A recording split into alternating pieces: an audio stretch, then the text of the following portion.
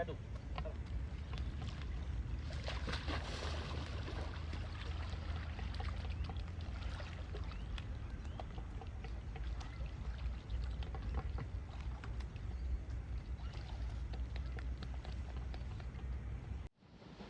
Hai guys, welcome back to my YouTube channel. Apa kabar korang yang sedang tengok video saya pada hari ini? Saya harap korang semuanya dalam keadaan yang sehat.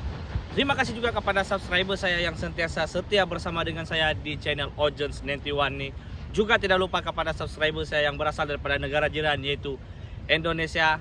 Terima kasih kepada korang semua. Dan salam satu saudara daripada saya, salam satu Nusantara daripada saya. Oke, baiklah guys, di video saya kali ini pula saya ingin berkongsi kepada korang, rakan-rakan yang berminat untuk datang bekerja dekat Australia ini, tapi masih tertanya-tanya. Berapa sebenarnya budget yang perlu korang sediakan untuk datang bekerja dekat Australia ini. Sebab banyak di antara subscriber saya yang bertanya dengan saya, Gen, sebenarnya berapa budget yang perlu saya sedia untuk datang bekerja dekat Australia ini? Yalah, sebab di antara kita orang ini ada yang berkemampuan dan ada yang kurang berkemampuan. Contoh macam saya, saya terus terang, saya memang first saya datang dekat sini 2018, saya memang budget saya itu memang orang bilang tuh yang ala kadar saja. So kalau orang yang berkemampuan tuh mungkin orang boleh lah kan budget orang tinggi. Sebab ada kawan-kawan tanya dengan saya, kalau dalam 5.000, dalam lingkungan 5.000 ringgit tuh bolehkah untuk saya datang, bolehkah budget tuh untuk saya datang bekerja dekat Australia ini? So ada juga yang tanya dengan saya 10.000 ringgit bolehkah? Itu kalau yang berkemampuan lah. So kalau yang tidak berkemampuan tuh macam mana? Oke, semoga di video saya kali ini boleh menjawab semua pertanyaan dan persoalan yang sedang bermain di minda Anda. Semoga video ini juga dapat membantu kepada rakan-rakan subscriber saya yang berada dekat Indonesia tuh. So yang dekat Indonesia tuh korang boleh follow lah macam mana cara nih. Semoga video dan cara yang saya tunjuk nih boleh membantu sedikit sedikit membantu kepada yang kawan-kawan yang ada dekat Indonesia tuh. So yang kawan dekat Malaysia tuh korang boleh tengok, boleh ikut cara nih. Semoga video nih membantu dengan korang. Oke, tanpa banyak cakap, jom kita ke tips yang pertama. Oke, baiklah guys. So di tips yang pertama, tips yang pertama, korang kena tahu korang berada dekat mana. Oke, bagi yang dekat Malaysia tuh,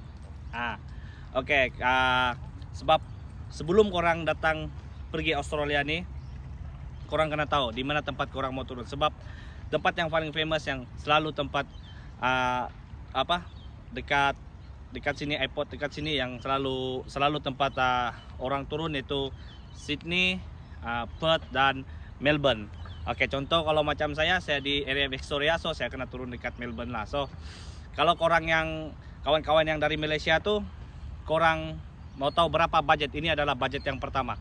Budget yang pertama adalah harga tiket kapal terbang.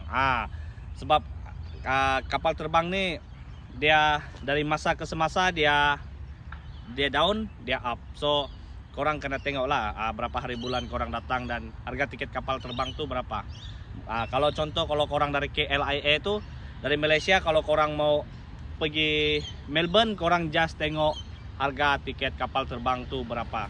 Dan kalau pergi di Sydney itu dari Malaysia pergi Sydney tuh berapa harga dia, dan dari Malaysia pergi ke Perth tuh berapa dia punya harga. Sebab ini tergantung kepada tempat yang korang mau pergi lah, dan tergantung juga kepada jenis kapal yang korang ikut lah. Macam kalau korang ikut AirAsia kah ataupun Malaysia Lines kah, sebab harga tiket ini memang dari masa ke semasa akan berubah. Contoh, saya bagi contoh dengan korang, saya first daripada KLIA 2 turun pergi Melbourne. Saya di area Victoria lah, macam ni lah pemandangan dia guys. Ini di area Mildura. Daripada KLIA 2 tuh saya pergi turun dekat Melbourne, harga tiket kapal terbang hanyalah 800, kalau saya tidak silap hanya 868 ringgit ada sen-sen lah. Saya kurang ingat berapa sen. So itu adalah budget, itu contoh budget saya datang. Itu budget yang pertama. budget saya first datang dekat Australia itu dari 2018 lah. Tidak tahu harga sekarang tiket itu macam saya cakap tadi, harga tiket nih naik turun. Jadi 800 ringgit, 886 sen macam itulah, something like that. So itu budget yang pertama. Tapi itu apa? Itu yang dari sana, dari Malaysia pergi ke Melbourne. So kalau ada yang, kalau orang mau tahu macam orang turun pergi Sydney itu korang kena tengok harga tiket kapal terbang tuh berapa pergi Sydney ataupun pergi Perth. Dia berbeza lah. Dan kapal yang korang naik tuh, kalau korang ikut AirAsia ataupun Malaysia Airlines tuh memang berbeza lah harga tiket kapal terbang tuh lah. So itu adalah budget yang pertama. So guys, tanpa banyak cakap, tanpa buang masa, kita ke tips yang kedua. Tips yang kedua, orang dengar baik-baik. Tips yang kedua yaitu pocket money. Pocket money ini guys memang sangat-sangat penting lah. Pocket money ini saya sarankan kepada korang, yang terbaik korang sediakan dalam 5.000 ringgit. Dengar baik-baik guys, 5.000 ringgit. Oke, itu adalah budget yang saya sarankan kepada korang yang paling rendah lah. Tapi kalau yang berkemampuan tinggi itu sebab yalah, itu tergantung daripada individu masing-masing. Tidak semestinya saya bagi tahu dengan korang 5.000 ringgit, so korang bawa 5.000 ringgit. Sebab sebenarnya korang masih banyak lagi, itu tergantung daripada individu. Tapi saya paling budget paling rendah sebanyak 5.000 ringgit. Sebab kalau 5.000 ringgit ni kalau korang convert pergi Australian dollar ni, memang yalah, mungkin kalau tukaran sekarang, rate sekarang dalam 1.000 lebih dolar lah. Itu pun saya tidak tahu sebab saya agak saja dalam 1.000 dolar lebih lah macam tu. Itu bagi kawan-kawan macam saya yang kurang berkemampuan tu, bawalah 5.000 ringgit, tukar dekat dekat Malaysia tu pergi dolar, adalah dalam 1.000 lebih. Tapi kalau yang berkemampuan tinggi tu, itu terpulang daripada korang lah, tergantung daripada individu masing-masing. Terpulang daripada korang. Kalau korang bawa duit macam budget pocket money korang tuh dalam 10.000, itu lagi bagus, lagi banyak lagi bagus sebenarnya. Tapi itulah saya cakap, itu tergantung daripada individu masing-masing. Tapi guys, saya bagi tahu dengan korang, paling bagus korang yang berminat untuk datang bekerja dekat Australia ini, korang sudah sedia ada family korang yang sudah lama bekerja dekat Australia ini, yang sudah berpengalaman, macam contoh abang, kakak, adik ataupun anti korang, ataupun kawan-kawan korang yang korang boleh percaya sudah lama bekerja dekat Australia atau 1 tahun 2 tahun.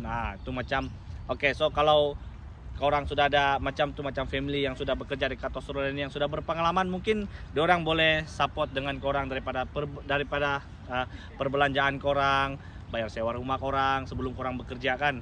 So kalau ada budget korang 5.000 ringgit tu, korang sudah convert dalam 1.000 dolar, itu untuk korang survive untuk korang survive dalam beberapa hari, beberapa minggu sebelum korang dapat gaji korang.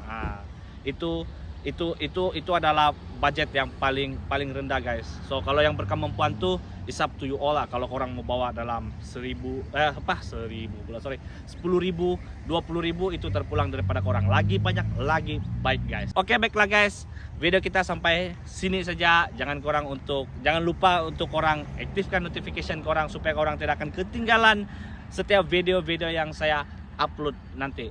Dan kalau ada kawan-kawan, ada subscriber saya yang bertanya dengan saya, bulan berapa yang paling sesuai untuk korang masuk bekerja dekat Australia ini, korang dekat video ini saya tidak akan cerita, dan saya akan cerita dengan korang di next video saya, step by step, dan pembayaran gaji dekat sini macam mana, berapa pendapatan pekerja dekat Australia ini, berapa pendapatan kita orang bekerja dekat Australia ini. Itu saya akan bercerita dekat next video saya. Oke, so guys, semoga bertemu di video-video saya yang seterusnya.